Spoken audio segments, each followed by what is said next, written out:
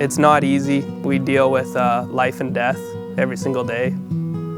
It's 20-hour days. It's 365 days a year, having 250 cows. We got 500 mouths here right now that are looking to us to look after them.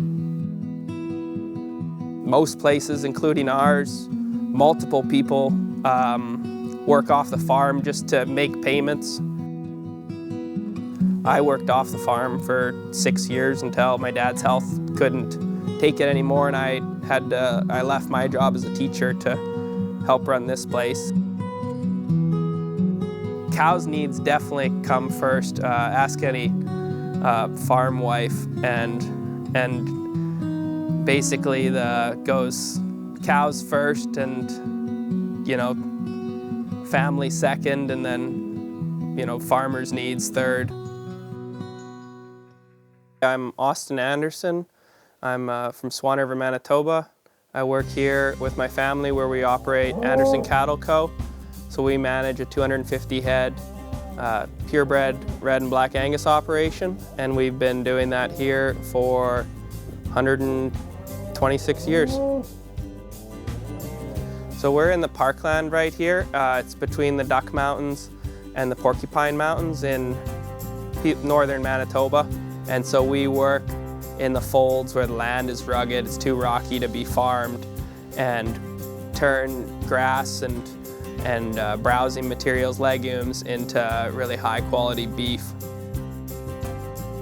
Cattle are not native to this area, so they need fed relatively high energy feedstuffs or feed sources in order to stay warm. They need to be full, they need to have access to water. We market our cattle and our bulls at our production sale every spring here at the ranch. We have a bull sale in our shop, and we sell 60 bulls right here to local people and online all over North America. And then we consign females in the fall to various sales across the prairies. My number one priority is I'm a steward of the genetic direction of my customers' cow herds, so I want to make sure that their cow herds are as efficient and problem-free as possible, because it's hard enough having cows to have difficult cows. So that's my number one goal, is to make better cows for them. My second goal is to make performance-orientated calves that grow right through weaning in the feedlot. Just make them better. That's what I'm most passionate about, is making them better, so that's what I really enjoy. Genetics from Anderson Cattle Company can end up all over the world. If you look up Swan River on a map, if you punch it into Google Maps, you'll see it's not on the way to anywhere unless you're going to the Paw. So we're 400 kilometers away from Highway 1, 550 kilometers from Winnipeg, 500 kilometers from Saskatoon. Very rarely does anyone come here. Like a couple times a winter, we'll have visitors. Ag Days provides me an opportunity to take my genetics to Highway 1. And everyone from the Paw to Regina to the Ontario border comes to Brandon for Ag Days to look at cattle and to look at equipment. And I can show my cattle to, 15,000 people over a weekend. Purebred breeders come to our Bull Congress because they have the opportunity to showcase those genetics to the industry from all over Canada. We have patrons that come from Saskatchewan, Alberta, Manitoba, Quebec. We have some from North Dakota and South Dakota. It's a great opportunity to showcase that bull live at the show.